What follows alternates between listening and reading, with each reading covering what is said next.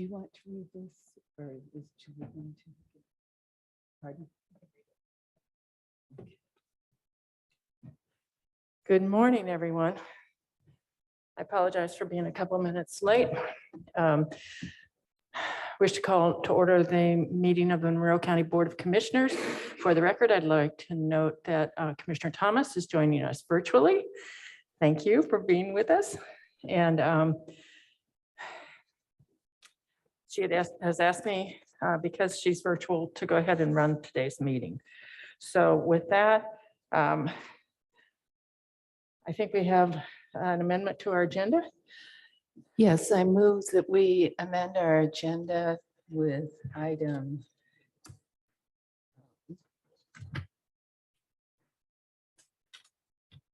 it's H. Yes, I believe it is. Item H, yes. Monroe County Emergency Declaration. I'll second that. Is there any discussion? Or Mr. Cockrell, will you call the roll? Commissioner Thomas, Yes. Commissioner Githens, Yes. Commissioner Jones. Yes. Motion is approved 3-0. With that, we'll go on to Commissioner's public statement and read by Commissioner Jones. We, the Monroe County Board of Commissioners, renew our commitment to welcome and protect the rights of all people, regardless of age, race, color, creed, disability, sexual orientation, gender, gender identity, marital status, economic status, and national origin. And we affirm the right of every person to live peacefully and without fear. And we will fight and resist at every step discrimination and harmful policies, whatever their source. We also stand in support of our county public school systems, both RBB and MCCSC. Thank you. Let's move on to department updates. And I believe we have Ms. Cottle from the Health Department here with us in person today. Good morning. Good morning. It's so nice to be here in person and see you.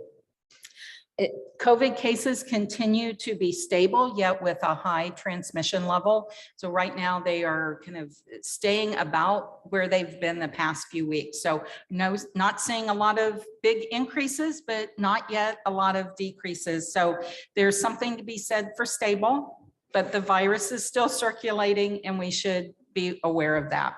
Hospital numbers do remain low at this time, although we are seeing some increases in hospitalizations, especially among our older populations. But our deaths so far are remaining very low. So that is some good news as well. And our CDC community level remains low as well. We are still waiting on our update to our Monroe County Public Health Clinic on the vaccination site map. Last week I reported that had accidentally gotten removed and we've resubmitted our information to get that added. I checked yesterday, it's still not up. So if you need an appointment locally to get your vaccination at the Public Health Clinic on Miller Drive, you can call and that's how you make your appointments there. The number is 812-353-3244. 353-3244. We did have a recent audit, a COVID audit, and received a lot of praise for our workflow and the vaccine availability. One of the auditors said that they were very impressed with the knowledge of dosing and spacing and the fact that we have so many vaccine options for our community. She shared that we were the first clinic that she had been in that offered all 3 vaccines, and also mentioned that we had adult and pediatric doses in preparation for the next available eligibility groups. So high praise for that. So just wanted to give a shout out to our nursing staff for that. And then at Futures Family Planning Clinic, we will be hosting a special vaccine clinic on Friday, the 14th, June 14th. And let me look real quick at 9 to 11 a.m. And at first we thought we would offer that just to our clients who maybe didn't have an appointment yet, whether they hadn't started it or they needed a booster or what have you, but that is open to the public. So if you are eligible for a vaccine, you can come into the clinic site. That's a day where we don't normally have appointments. And you can come in and take care of that. We would like to schedule appointments because we can plan better for that. So you can walk into Futures Clinic and make an appointment. You can call the clinic directly to make an appointment on June 14th. The number's 349-7343, but we will take walk-ins. If you're not sure where Futures Clinic is, our family planning clinic is in the Health Services Building. It's at 119 West 7th, but the entrance to the clinic is on College Avenue, and you will follow the ramp down the beautiful mural, and it will take you right inside the building. So if you need a vaccine and that's more convenient for you, feel free to come and get your COVID vaccine that day. And lastly, I would just say that it does look like the FDA is probably going to approve Novavax for emergency use authorization. There's still some hoops and decisions to be made, so that is not a done deal yet, but they are moving in that direction, and that will give us a fourth vaccine that would be available to us. So that's the update that I have for you today. Wow, thank you. Commissioner Thomas, any comments? No, just kudos to you and the nursing staff on the audit. They know now what we've known all along. Thank you.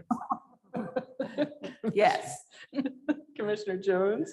Yes, I agree with Commissioner Thomas. That's great to hear. Yeah, well, yes, but it is what we already knew. So, yeah, but it's nice to have that external appreciation. Yeah, it's always nice to have somebody else tell you that, right? Yes, Yeah. yes, thank you. Mhm. Let's move on to Recorder Eric Schmitz. I believe he had something he wanted to share with us. Is he in the attendees list?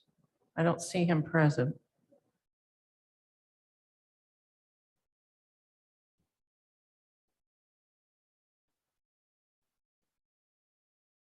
Okay, TSD says he's not. Okay, well then we'll move on. This will be a time for public comment for both for people who are present with us here in the NetU Hill Room and virtually. As a reminder, you have 3 minutes, and at 2 minutes and 30 seconds, there will be a bell that sounds, which is there to remind you that you have only 30 more seconds to complete your thoughts or your statement. So we'll start with anybody who's present in the NetU Hill Room. Is there anyone who'd like to make a comment? These are for items not on the agenda. Not seeing anyone. I see that Mr. Deckard would like to say something, and please give us your name and let us know if you're a resident of Monroe County. Good morning, ladies. Can you guys hear me? You're muffled. Okay, I'm sorry. I'm at work here. I'm up in Indianapolis. So my name is Jason Deckard. I live at 7118 West Walker Lane, and that's also the property in question. I have spoke to Lee. I reached out to her a few days ago and have spoken to her a few times about this. I have a situation out at my property. I have an elderly mother that cannot move away, and I also want to add an addition onto my garage.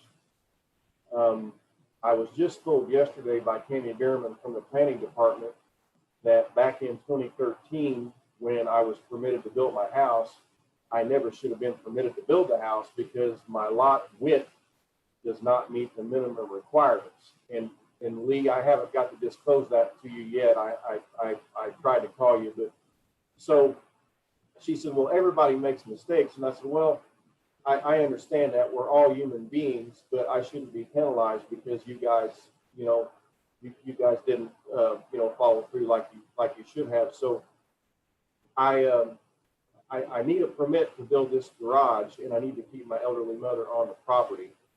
So I will be working with Tammy and then hopefully you guys to bring a resolution to this. And Lee said it best the other night when I talked to her. 9 times out of 10, the zoning ordinances are designed to to help everybody, but this time they're hurting. They're hurting me. So all I want to do is build 20 feet onto my garage to protect an investment that I put a sizable amount of money into. I got a COVID vaccine last August, and it caused me a lot of cardiac health problems. So I can't fly helicopters anymore. So I'm trying to do everything that I can do to keep my sanity on the ground. So this garage is to protect an investment that I bought. So Lee, I'll be talking to you too also. I really appreciate your time. I appreciate all your ladies' time, but this needs to be resolved, quickly. I shouldn't have to go through any kind of a variance procedure because I already did all that when I built my house back in 2013. And she's telling me that I'm going to have to do that again. So I see my time's about to run out. But anyway, I appreciate you guys listening to me. I appreciate the time, and I hope I can get some help. I did have a pretty positive conversation yesterday, Lee, with Tammy. It was a lot more positive than the first day that I talked to her. So hopefully she will help me, this time instead of telling me that there's nothing she can do for me. So, okay, thank you, ladies. I appreciate it. Thank you. Is there anyone else who wishes to make a public comment for items not on the agenda? And I realized I should have asked if there were any other departments that had an update for us. Okay, seeing none. Let's move on to the next item on the agenda. Commissioner Jones? Move approval of the minutes for June 1st, 2022. Second. Is there any corrections or discussion? None from Commissioner Thomas? If not, Mr. Cockrell, would you call the roll, please? Commissioner Thomas, Yes. Commissioner Githens, Yes. Commissioner Jones. Yes. Motion is approved, 3-0. Next item, please. Move approval of the claims docket, accounts payable, June 8th, 2022. Second. Is there any discussion or comments? Seeing none, Mr. Cock. Oh, where do we have? Jordan, do you want to share things with us? I'd love to. Good morning, Commissioners. Good morning. Sorry. The total for claims was $5,493,804.98. 5 items accounted for nearly 92% of that claims total, beginning with $3,604,857.34 for local income tax or LIT distribution for June. $105.14 was for lit property tax relief for spring of 2022. $199,266.55 was for Flynn and Sons Excavating for road resurfacing Chapel Hill Road and Guthrie Road.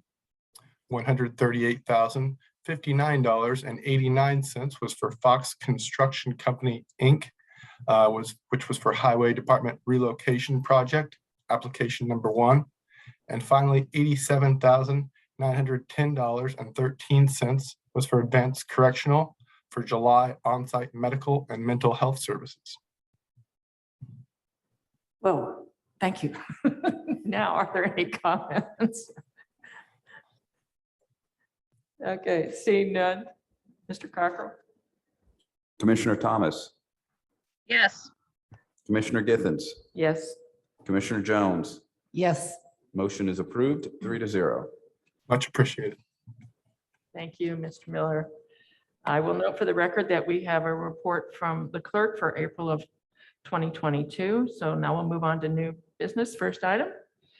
Move to approve Schneider Geospatial LLC Professional Services Agreement, Fund Name Reassessment, Fund Number 1224-34350-000-0000 in the amount of $2,016. I'll second that. And I believe we have our assessor, Ms. Sharp, here to share information with us?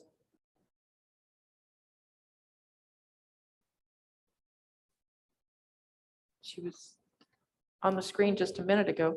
Yeah, she, Oh, you need to unmute. Yeah, I'm sorry. I've been No, no. sitting here listening and my face was there. Read my lips. Anyway, this is a contract with Snyder that is our GIS provider. And this allows all of my other features. Snyder has to take that. They have to take the pictometry. It's the Connect Explorer. They have to take all of that in order to put it into the GIS. That's a cost to us. And this is the service agreement for the rest of this year and 2023. It is not a whole lot of money, but we cannot do our whole job without this web feature on there. This has been reviewed, of course, by the attorneys.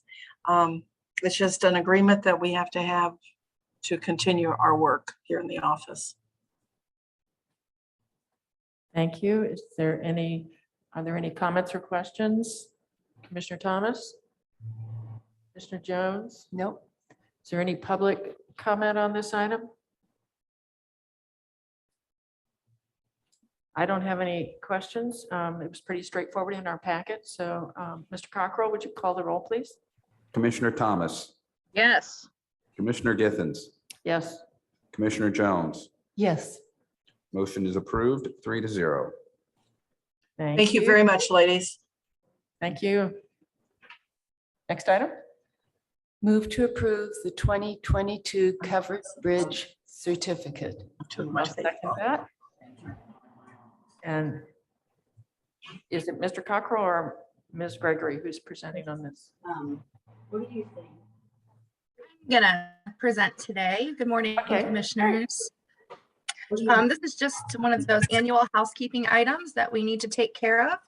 So this is required by Indiana code. We just need to, well, you need to certify the amount of covered bridges within Monroe County. And I will note for the record, until a few years ago, we didn't have one. So are there any comments or questions? Commissioner Thomas? Mr. Jones? Yeah, I'd just like to say that now that our covered bridge is recovered and once again renovated, it's truly lovely. And if anyone has not had a chance to go see it, I highly recommend that. Agreed. It was quite an occasion when we got to cut the ribbon on that. So, yeah, it's beautiful. Is there any public comment on this? Seeing none, Mr. Cockrell, will you call the vote? Commissioner Thomas, Yes. Commissioner Githens, Yes. Commissioner Jones. Yes, Motion is approved, 3-0. Thank you, Ms. Gregory. Great. Thank you, commissioners. Next item. move to approve Baby and Me Program Service Agreement Renewal. Fund name NACCHO, fund number 8130, in the amount of $960. I'll second that. And we have Ms. Cottle back with us. Hello again. This is a renewal. We have had the Baby and Me tobacco-free program for several years now. And it initially started when we received NACCHO funds, which is National Association of County and City Health Officials, funds to operate the program. And that's what this fund is. And then the Indiana Department of Health provided funds to operate the program for a period of years. And so we were able to kind of hold these back and use them as sort of extra if we needed. The Indiana Department of Health has since stopped the Baby and Me program, and they are looking at some other initiatives to help women who are pregnant stop smoking or using tobacco in some form. So we wanted to continue this program, at least in order to get the people who were in it through it, right? And so we have those NACCHO funds available, and this is to renew that program for a period of time through September so that we can use those funds and see those clients through. Are there any comments, Commissioner Thomas? Mr. Jones? No, I don't. I'm just really pleased that we have something like that's going in the county. We know that babies who are exposed in utero to smoke tend to be lower weight. They tend to be more premature babies with that. And so this is a wonderful thing to have happen. Yes, and we are looking at other alternatives. So once this funding in particular is gone, how else we might be able to do that? Certainly the pandemic has changed people's desire to maybe meet in person and do some of the things that we did before that, during the pandemic, we were able to change things up because you needed to. And so there's a little hesitancy about getting back into kind of that normal piece of things. So we'll be working on that. And the state is looking and initiating some other similar type programs. Great. Is there any public comment? Not seeing any. Mr. Cocker, would you call the roll? Commissioner Thomas, Yes. Commissioner Githens, Yes. Commissioner Jones. Yes. Motion is approved 3-0. Thank you very much. Thank you. Next item. Move to approve E&B paving service agreement for Loesch Road Trailhead Improvement. Fund name 2017 Geo Bond. Fund number 4810-47151 in an amount not to exceed $26,350. I'll second, and I believe we have Ms. Whitmer of the Parks Department here. Hello, can you hear me? This project is not grant eligible for the next level trails. This would be just an improvement of the parking lot. Now, we were looking at Angie and I were looking at the bond money. There's $82,923. You've already committed $4,200 of that, which leaves you $78,723. This project's $26,350. That leaves $52,373 for any of the railroad changes. We're working with the railroad tomorrow. Paul Satterley is going to be in that meeting. DNR, I actually ate lunch with them yesterday. They will pay for something. They just don't know what. I really believe we will have enough money in the bond to pay the railroad changes and make this improvement to the thing. If not, I will meet with the park board on June 15th to see if they will back up any leftover from our non-reverting. In the past, the park board's been very agreeable to pitch in a little, especially since parking is an issue on the Cars Farm Greenway. We are getting calls every week about additional parking. In this particular lot, we would gain 4 spots and a spot that if we would like to put a portable toilet there. Plus, I also have Duke grant money that has already bought a bench and a message board for this site. So if we do it now, it'll be $26,350. I can promise that if we do it later, it will be more because E&B's equipment and staff and material will not be on site. I think it's a good opportunity to make this little change. I think it will improve trail users' experience tremendously to get those extra 4 spots. Do you have any questions? Oh, I think it's important to note for the public how few spots are currently there. There is 2 spots and 1 ADA spot. Right. So this would give us 4 additional spots, which would equal 6. 1 ADA, 1 ADA aisle, and a very nice ADA porta-john that we will probably be purchasing ourselves, servicing through someone else. Because when you rent an ADA porta-john, in my opinion, it's not ADA compliant. You can buy larger ones that will actually house a wheelchair, which isn't that the point. So you can move around more, or if you have a person helping you, 2 people can actually then get in and to move you around. So I'm working on that from our county council budget to purchase some porta-johns for that and get them serviced. Because Cars Farm Greenway from Cars Farm Park to Ellisville will be 7.2 miles. That's a long distance, and some people would prefer to do different distances, or they might have to go to the restroom. And there really isn't a restroom at Ellisville. It's at Campbell's Park and it's closed 90% of the time. Thank you. Commissioner Thomas, do you have questions or comments? No, no question, but I applaud you and your staff for jumping on this opportunity. This is a great opportunity to make a good improvement here. I appreciate the thinking and the strategizing that went into this. Thank you. Commissioner Jones? Yes, it's definitely a much needed improvement. There's really no possibility of parking along Loesch Road.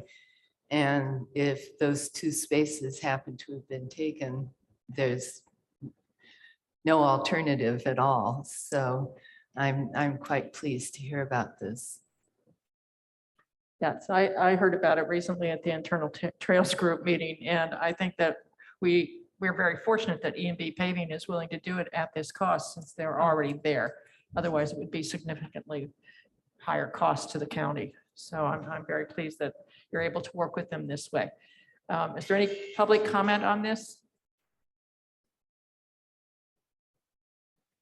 Seeing none, Mr. Cocker, would you call the roll, please? Commissioner Thomas, Yes. Commissioner Githens, Yes. Commissioner Jones. Yes, Motion is approved 3-0. Thank you. Thank you. Next item. move to approve Aztec Engineering Task Order number 5, Fund Name Stormwater, Fund Number 1197, in the amount of $18,100. I'll second, and we have Ms. Ridge here to tell us about it. Good morning. This task order is for the Stip Road Morse Creek project in our stormwater program. This is for additional design services for an easement that was requested and will be submitted to the U.S. Army Corps of Engineers for approval. And it was also for the need to coordinate with the utility companies to secure separate easements for their facilities per the Army Corps. The task order was approved by the Stormwater Board on May 11th, 2022. Thank you. Commissioner Thomas, do you have any questions? Commissioner Jones? No, I don't. I don't have any either, since we all sit on the stormwater board and we've seen it before. Is there any public comment on this item? Seeing none, Mr. Cocker, would you call the roll on item E? Commissioner Thomas, Yes. Commissioner Githens, Yes. Commissioner Jones. Yes, Motion is approved 3-0. Thank you. Next item. move to approve ordinance 2022-17, amending various traffic ordinances. I'll second that. And again, we have Ms. Ridge with us. So we took these items to the Traffic Commission Board on May 19th, 2022. They were all approved unanimously. And they also are in accordance to the MUTCD, which is the Manual on Uniform Traffic Control Devices. We are amending a few different items in the ordinance. We have to delete some of the speed limits to change the speed limit. So that's why you have some deletions and some additions. So we're amending 86-12 to delete yield location for Ison Road eastbound for Ison and Tower Road. We're amending 86-12 to add the following yield locations: Chapel Hill Road westbound for Guthrie Road and Chapel Hill Road, Ison Road southbound for Ison Road west/Tower Road. We are amending ordinance 86-11 to add the following no parking location, and it's Production Drive, the west side only, and Commercial Street, the south side only. Amend 86-09 to delete a 35-mile-per-hour location, Rockport Road from State Road 37 to Bloomington city limits.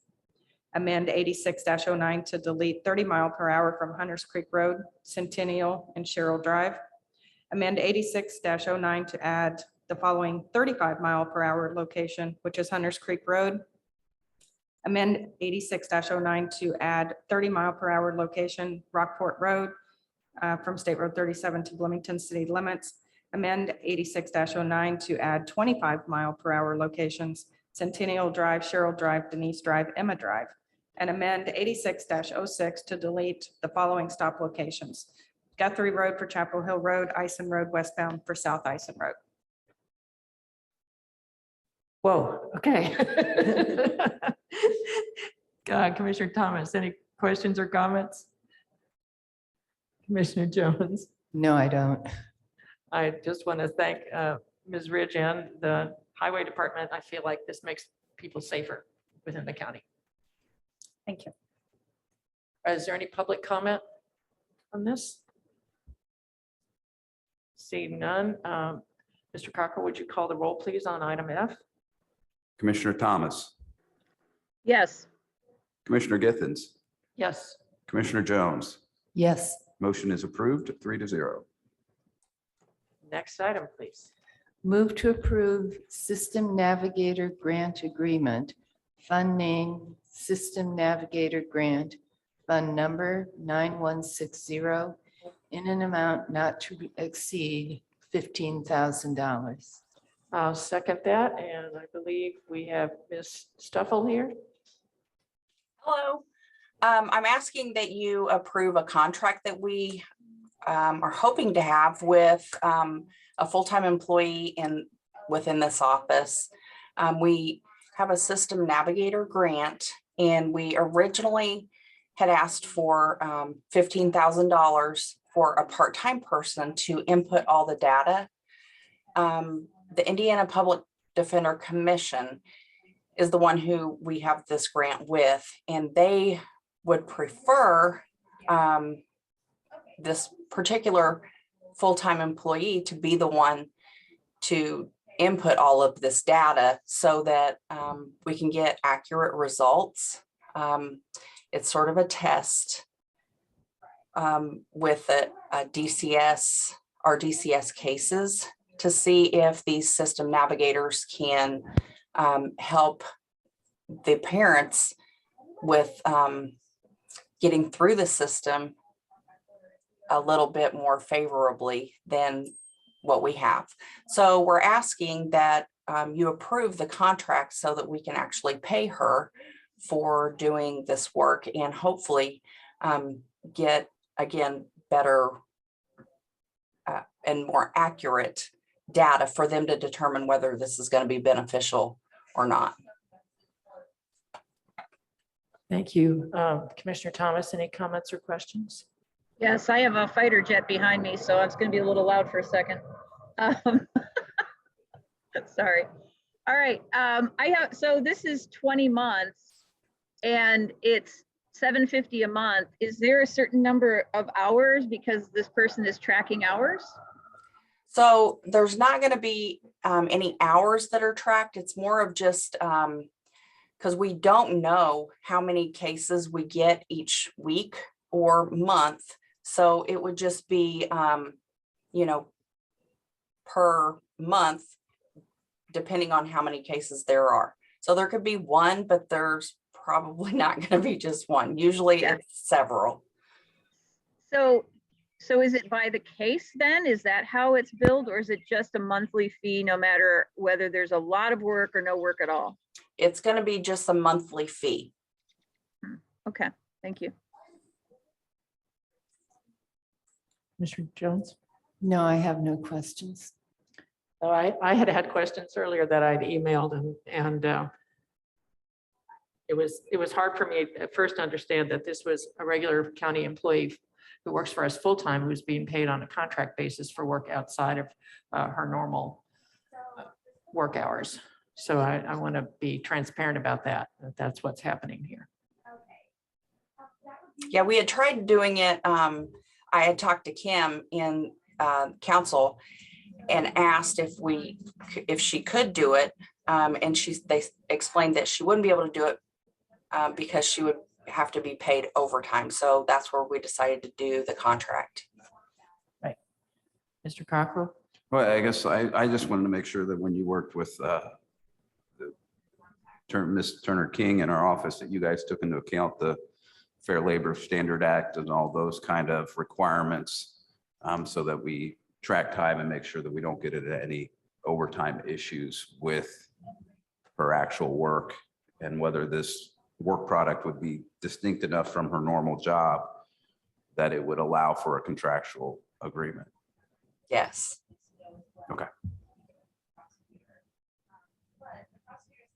Is there any public comment on this?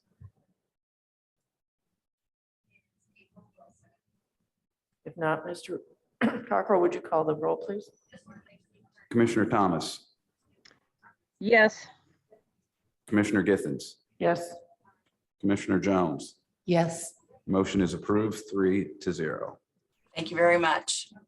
Thank you. Next item. Move to approve Monroe County Emergency Declaration. Second. I think I'll start us off if that's okay with you. This emergency declaration was drafted, and you guys should have received an email about it yesterday. It's for one parcel in the county. It's parcel number 016-05210-11. This is the property that we had homeless encampment on, that we're going through the process of cleaning up the property. We approved that the commissioners approved an agreement last week for up to 5 days for a contractor to come in and remove the trash and hazardous waste. I think the further we get into this, the more we realize that this is a bigger issue than what we began with. And in order to resolve those issues, and the issues are making sure the property is no longer used for camping, making sure that the refuse and waste and hazardous materials no longer accumulate on this property, and that it maintains the drainage function, which is what it was, is why we have it and what it was designed for, that we need to do some additional cleanup work, and we need to do it in a pretty quick manner in order to avoid the issues that we've had out there in the past. So this emergency declaration will allow us to utilize Indiana Code 516-1-1.6 for getting that contract together and approved and getting the work done because of that emergency state where there is health and public safety issues that will continue to arise and probably get worse if we don't take immediate action. So that is the reason for this emergency declaration. What this allows is for staff to get quotes from invite quotes from 3 different vendors to do removal of undergrowth, underbrush, disposal of undergrowth and underbrush, grading and reseeding the property. And I think the deadline in this is 9 a.m. tomorrow. And then it would allow the commissioner and administrator to authorize the lowest quote. If for some reason we don't want to use the lowest quote, then we'll have to come back to the Board of Commissioners. This does not include the hazardous waste removal, as we have a contract with that already. And that's kind of more of a professional service, because you need to make sure that it's done correctly and done appropriately. So they have already utilized all of their 5 days that is under the current contract. That can be amended just by writing with the commissioners and the vendor. I would ask you to authorize our commissioners administrator to go ahead and extend that for a period of time. I would think from 5 days to 15 to 20 days, just to cover what we hope is the scope of what they're going to be needed for. So that is kind of the backdrop for this. I think Mr. Crone has additional information for you to kind of highlight the issues. Good morning, everyone. Greg Cron, Monroe County Facilities Manager. I've been on site at that location since last Thursday throughout the weekend, and then again yesterday, monitoring the progress of the cleanup. I'd like to start by saying if it weren't for the diligence and the professionalism of the Bio One Company, the Monroe County Highway Department, the Monroe County Sheriff's Department, and the Monroe County Emergency Management Department, we wouldn't have it to the level that it is. By my estimation, as you can see by the pictures we're including here, These just give you a small scope idea of some of the things that we were encountering. At last count, the number of needles that had been picked up numbered in the thousands. They have buckets full of them. We also have hazardous materials, chemicals that are used in the manufacture of methamphetamine that's on the location that we still have to dispose of. These pictures don't do it justice. This shows you what was readily available, what was stomped down in the heavy paths that people were able to access. This area was originally cleared. I remember it being cleared back in the 80s for that retention to be put in. And since then, it's been allowed to grow up. So this is all growth scrub, undergrowth, multifloral rows. So there was a lot of areas that we were not able to access, trying to get all this cleaned out. So there still remains items that we haven't found yet and items that we can see that we need to remove brush to get to. I have noticed on every occasion that I've been out there, there's a population attempting to move back in on the property. We had fresh encampments yesterday morning when we came in that we had to take back down. And I did just a drive pass through this morning and could see fresh activity again today. So the other issue is this property for our deputies is only really accessible from one side. That is be the north end of the property that runs along the at-home store, their alley behind that. In order to clear that out for the deputies to have a line of sight, we need to remove all that brush and that undergrowth. I'm requesting that we leave all trees over 12 inches, the good healthy trees that are in there, remove everything else, and then seed that so it's a green space. This will allow the deputies to have a line of sight to anywhere on that property. It will also deter the want for building camps because of visibility. They don't desire to be visible, so this will help with that issue. Like I said, we still have items in there for meth manufacture that I want to get back in there and make sure that we've gotten all that out. I need to bring in the state police to pull out what we've already found. The longer we wait on this, the bigger problem we're going to have as far as repopulation of the area. We're coming up on some pictures here in just a moment. Mr. Evans, do you want to go ahead and skip forward on this? I'd like you to see to what extent how much different it is from what it was to what it is. This is the example of caustic chemicals used in meth manufacturing. This is one of the items that I have to call in the state police for disposal. This shows, this is the area that was originally the main encampment. You can see the dramatic difference between what it was and what it is. And that's, I can't say enough about everyone involved, how hard they worked to get this to look like that. But as much as we've cleaned up, we still have probably 25% as much left by my estimation remaining that we need to get out of there, which will not be possible if we don't clear and grade that property. I have contacted United Excavating. I contacted Kreider & Kreider this morning, as well as Milestone, to obtain 2 more quotes. So I'm waiting to hear back on the last 2 entities on that. But this isn't a situation we can leave, or we're going to be revisiting this. This isn't, it's a health hazard in there. It's not safe for anyone to pass through that if you're not wearing heavy leather boots and everything else because of all the needles, all the items you can't see that's below the surface and things like that. So I do not want to see all this effort go to waste and just have us have the same problem in the next 12 months, once again, that we're having to revisit. If Thank anyone you, has Mr. any questions, I'll be more than happy to answer. Commissioner Thomas. Yes, this is a question really for Ms. Purdy about where the funding is going to come from. Do we have money in cumulative capital? What can we do to pay for all of this?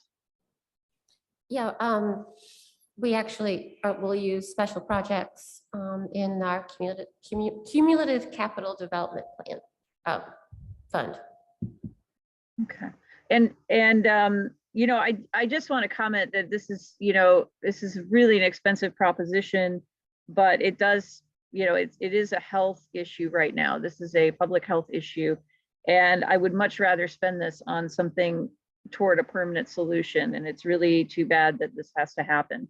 But I really appreciate the work of Mr. Crone and our Sheriff's Department, the folks at Shalom who have been helping out. Everyone has been doing just a phenomenal job, and we can't thank you enough. And Mr. Cockrell has been out there too. So thank you for that.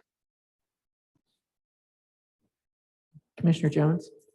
Yeah, this is a really unfortunate situation. It's costing an awful lot of money, and we certainly do not want to see it just revert back to the same condition. So hopefully this will be a solution, at least for this location. Thank you.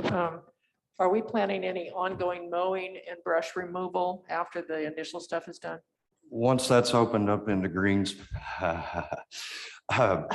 this area will need to be maintained, mowed. I believe that rather than keep it at golf course grade, it would be more of a situation where we could bush hog 2 to 3 times a year. So we wouldn't have that overwhelming cost of constant maintenance on it, but it would be green space. Understood. Yes, no, I bet it sounds like it's something that does need to occur on a regular basis so that we can prevent this from happening again, at least at this location. Yeah. Is there anything else that we need to do, Mr. Cockrell, to move on this? I think if you approve this declaration and then also approve another motion allowing the Commissioner's Administrator to extend the Bio One contract to up to 15 to 20 days, up to 20 days. I think if you do both of those, then we'll be able to execute this plan. I'd also like to add, just for the record, we used 40-yard dumpsters on sites and we hauled roughly 9 completely full dumpsters off this property. So we're talking in the tons of garbage and everything else that had to be removed. So. Thank you, Mr. Crone, because I know that you're the one that's been overseeing all this, and the fact that we're out there on the weekend, really can't thank you enough for this. Thank you. So let's go ahead and have a vote on the emergency declaration, and then we'll do another motion to extend the Bio One contract. So, Mr. Cockrell, for the vote on the Monroe County emergency declaration. I didn't. Did you ask for public comment? I'm not Oh, sure. sorry. Is there any public comment on this? Thank you. Seeing none. Can we have a vote now? Commissioner Thomas, Yes. Commissioner Githens, Yes. Commissioner Jones, Yes, motion is approved 3-0. And can we have a motion to extend the Bio One contract from 5 to 20 days? yes, I move that we extend the, what contract? Bio One, Bio One contract for 15 to 20 days and authorize the Commissioner's Administrator to execute the lowest quote. I'll second that. Is there anything else that we should be hearing about in connection with that? I'm sure there's a lot that we need to be thinking about with this project, but I think that's it for today. Commissioner Thomas, do you have anything to say? No. Commissioner Jones? I just want to thank everybody for working so hard on this and moving so swiftly. That's been important. Is there any public comment? Mr. Cockrell, would you call the roll then? Commissioner Thomas, Yes. Commissioner Githens, Yes. Commissioner Jones, Yes, motion is approved 3-0. Thank you. I'll note for the record that we do not have any appointments. For announcements, the Hoosier Hills Food Bank is sponsoring a Fresh Fruit Friday on June 24th So if you are in need of food, you may pick up a free box at their site at 2333 West Industrial Park Drive here in Bloomington. If you have questions, you can call 812-334-8374. We are accepting applications for our boards and commissions. You can do that at our website at co.monroe.in.us. We also are continuing to host blood drives. These are with the American Red Cross and are out at Ivy Tech in Shreve Hall. The upcoming ones are Monday, June 24th from 10 to 3 and Thursday, June 30th from 1 to 6. There are also 2 in July and 2 scheduled so far in September. So if you're able to donate, and there is a severe shortage right now, you may sign up, you may make an appointment at redcross.org. Also, I'd urge people to sign up for the Monroe County Alert Notification System. This will notify you not only of health updates, but also weather alerts. Last week, they were retesting some of the sirens, and so that came out as an alert too, so that we knew that it was not a severe weather issue for all of us. So again, you can sign up for that at www.co.monroe.in.us. And I will remind residents of Monroe County that if you are in need of assistance to pay for your rent, for utilities, for other essentials, that you can go to your county township trustee. Every resident of Monroe County lives in a township. And so if you need help, those are listed on our website as well and are contained within our minutes each week. With that, that's all the announcements I have. Commissioner Thomas or Commissioner Jones, do you have anything to add? Thank you for chairing the meeting today, Commissioner Githens. Not as elegantly as you do it, that's for sure.